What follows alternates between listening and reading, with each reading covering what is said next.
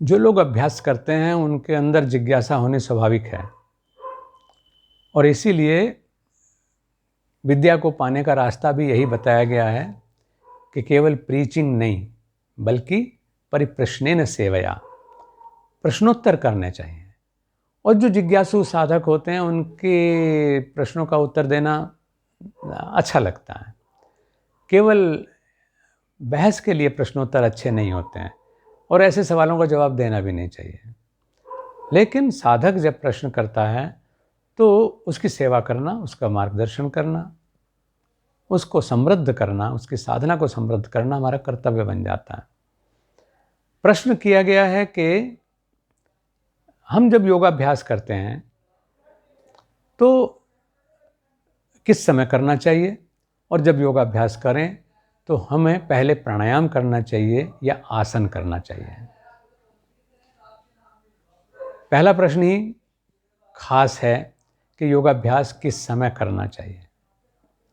मेरा इस संबंध में बिल्कुल स्पष्ट दृष्टिकोण है कि योगाभ्यास हर समय करना चाहिए। ध्यान से सुनना, मैंने योगाभ्यास कहा है, यौगिक क्रियाओं का अभ्यास नहीं कहा है। योगाभ्यास है योग अप्लाइड टू लाइफ, यानी योग खाली आसन प्राणायाम बंद मुद्राएं नहीं है। आसन प्राणायाम बंद मुद्राएं, सच्ची बात तो यह है कि वो योग की तैयारी हैं, योग का मार्ग है।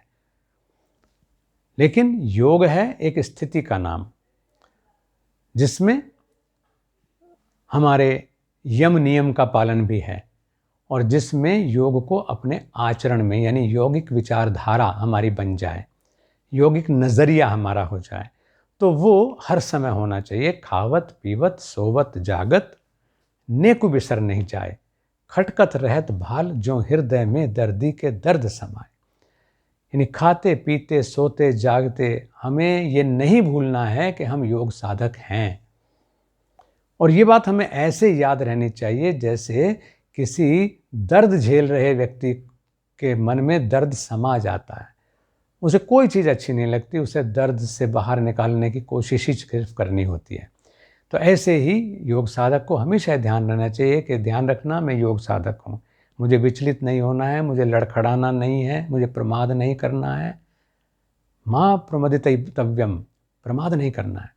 तो योगाभ्यास हर समय करना है, लेकिन यौगिक क्रियाओं का अभ्यास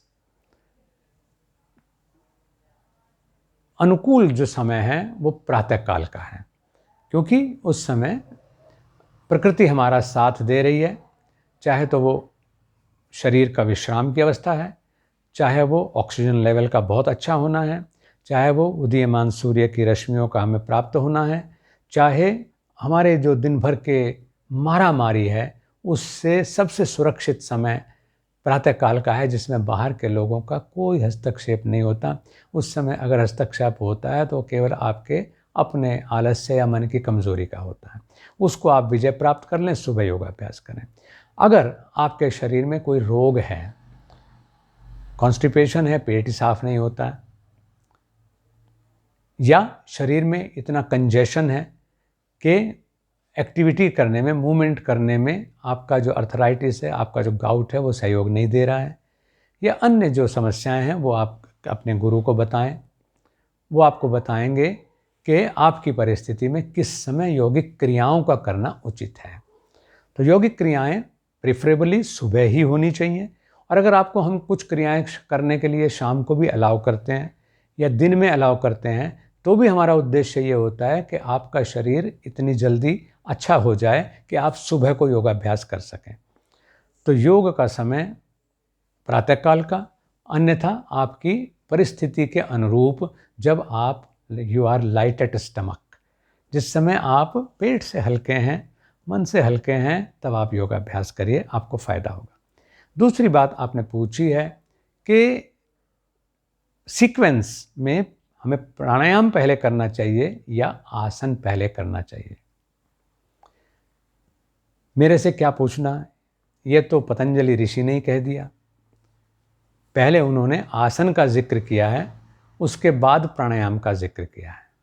तो स्वाभाविक है कि सीक्वेंस में पहले आसन आता है, आप आसन का अभ्यास पहले करिए और उसके बाद फिर सीक्वेंस में प्राणायाम आता है, तब आप प्राणायाम का अभ्यास करिए। प्राणायाम आसन के बिना नहीं होता है। यद्यपि हम ही कई बार ये भी कहते हैं कि अगर आपसे क्रॉस लेग्ड पोजीशन में नहीं बैठा जाता है, क्योंकि सबसे ज़्यादा इम्पॉर्टेंट है कि आप पद्मासन में बैठ के करें। पद्मासन आपसे नहीं होता है तो हम आपको छोड़ नहीं सकते कि अगर नहीं होता है तो चलो अच्छा ऐसे कर लो, वो काम चलाऊ व्यवस्था है। क्योंकि प्राणायाम करने के लिए ध्यानात्मक आसन में से किसी भी आसन का होना जरूरी है। पद्मासन में बैठना बहुत ज़्यादा अच्छा है, सिद्धासन में बैठना बहुत ज़्यादा अच्छा है, और ये भी नहीं होते हैं तो भद्रासन में बैठें, स्वस्तिकासन में बैठें, सुखासन में बैठें। और अगर कोई घुटने में ऐसी बड़ी प्रॉब्लम है कि आपने नी रिप्लेसमेंट ही करवा लिया है, तो फिर बेस्ट आउट ऑफ वर्स्ट तो हम कुर्सी पे बैठ करके भी प्राणायाम करेंगे, क्योंकि हमारी यात्रा ज़रूर चलनी है, जिस स्टेशन पे खड़े हैं वहीं से चलनी है।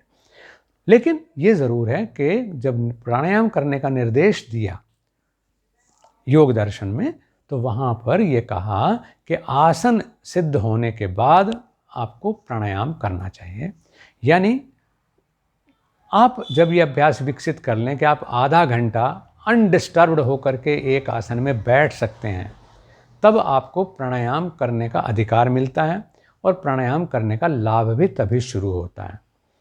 मैंने कहा ना कि आपकी जल्दबाजी को देखते हुए या आपकी तत्कालिक ज़रूरत को देखते हुए हम समझौता कर लेते हैं कि चलो अच्छा आसन के साथ साथ प्राणायाम भी कर लो, क्योंकि अलग से समय आप दे नहीं पाओगे, या आपका आसन प्राणायाम अभी इतना गहरा नहीं है कि आपको अलग से उसके लिए समय देना पड़े। सीक्वेंस में आ जाइए।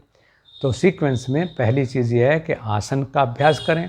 जब आसन के अभ्यास से आपका शरीर, आपके स्नायु, आपकी मांसपेशियाँ, आपकी संधियाँ और आपके जो शरीर के सिस्टम्स हैं, वो जब पूरी तरह से सचेत हो गए हैं, फेफड़े पूरी तरह से सक्रिय हो गए हैं, हृदय और फेफड़ों का संतुलन, जो कोऑर्डिनेशन है, वो बहुत अच्छी तरह से सेटअप हो गया है, स्पाइनल जो हमारा कॉन्स्टिट्यूशन है, हमारी 24 वर्टिब्रास, वो सारी की सारी जो हैं वो तैयार हो गई हैं, षट चक्र जो हैं वो आपके अभ्यास का लाभ लेने की स्थिति में हैं, तब फिर आपको प्राणायाम करना चाहिए।